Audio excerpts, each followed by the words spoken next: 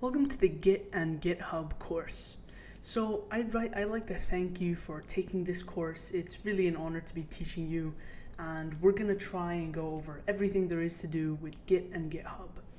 So we're going to start with a little course introduction. So we're just going to go through the syllabus, what's in it, and I'm going to be giving you a step-by-step list of what we're going to be doing in the course. So let's get started.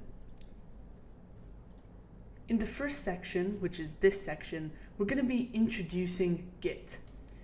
So we're going to talk a little bit about the theory behind Git. Now, this doesn't mean the workflow or the concepts. We're just going to talk about a little bit about what Git is and where it came from, and just some of the general concepts about version control, source control. So on top of that, we're going to install Git and all of the other features we are going to need in the course. So, our terminal, our bash terminal for Windows, you don't need to worry about what that is now. We're just going to do that in this section. So I'm going to be going through and installing all these, teaching you how to install them, because there are a few features that may confuse you. So I'm going to go through and give you a full rundown of what we need to do to install everything the correct way. So the second section is solely focused on the terminal. So you probably, if you're new to development or programming, you probably have no idea what a terminal is. So we're going to go over all of that in this section. Now, this is because the terminal is not just some section that I added in there for fun. It's because in order to use Git, you need to be able to use the terminal properly.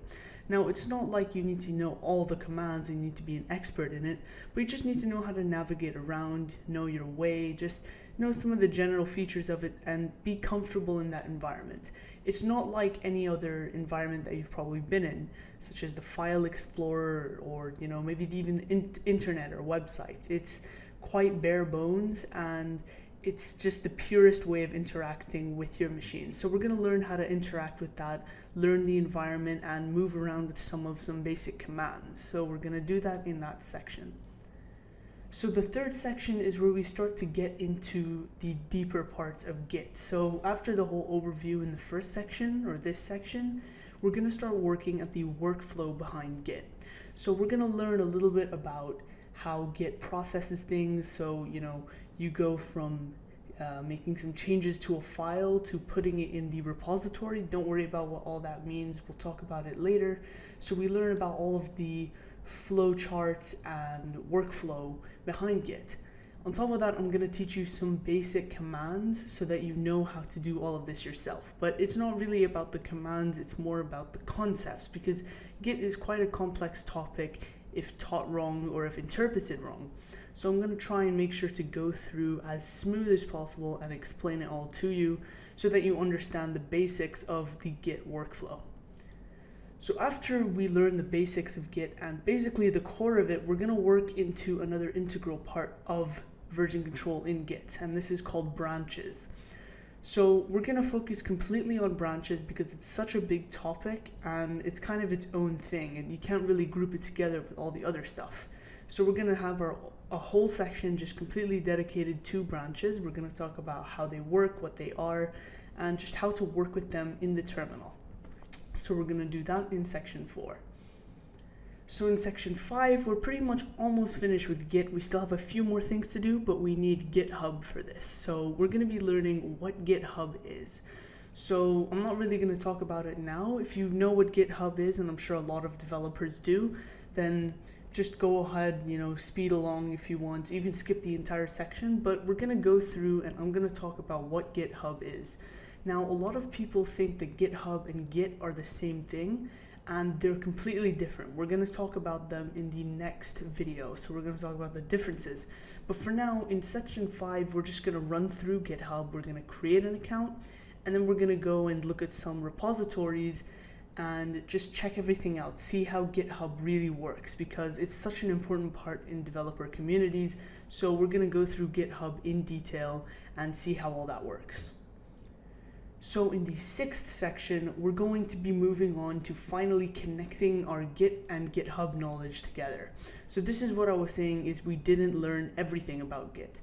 This is where the really important part comes in, because sure, you can use Git on your own machine, but without somewhere to put it and make it public and allow, make it open source, for example, Git is kind of useless. And of course there are still uses, but adding GitHub or some other shared server makes it so much more interesting, and it just adds a whole new world of opportunities. So we're going to learn how to, for example, take our Git directory or repository and put it on GitHub. We're going to learn about the push and pull system. You can see in that picture here how it works. Of course, you can probably take a little bit from that, but I'm going to explain it in much more detail in that section. And we're going to learn how to sort of interact and, change between the two interchangeably. So we're going to do that in that section. So in the 7th section, we're going to be learning Git GUI, so graphical user interface. So this is kind of a bonus section. I didn't actually talk about it that much, and I wasn't considering it, but I felt that it was a good way to allow more ways to use Git, to show that Git isn't just some terminal commands that you can do. It's a whole thing in itself. So basically, I'm not going to go through it in that much detail, but instead of using a terminal, you can actually use a program to do all of the cool features that Git has. So adding files, committing, pushing it to a repository, doing all of that through a program. We're going to use a really nice program. It's called SourceTree. So we're going to use that. And basically, it just allows you to do everything in a graphical user interface. So you do have to watch all of the videos before that, and I would recommend it, because without it you don't have really much of a basis or much knowledge about Git. And we go through things quite quick in SourceTree. I just teach you how to use the software. I don't teach you about all of the theory, because of course we already did that. So I recommend you go through all of the terminal video first. Even if it's a little bit confusing and you want to use SourceTree, it's good to have 2 mediums under your belt in case you have to switch between environments. So that's pretty much it for this video. These are 7 sections along with the 8th one, which is just, finishing up and goodbyes and everything. But we're not really going to include that because it's not important. But those are the 7 sections that we're going to be covering over the course of this course. So I'll see you in the next video.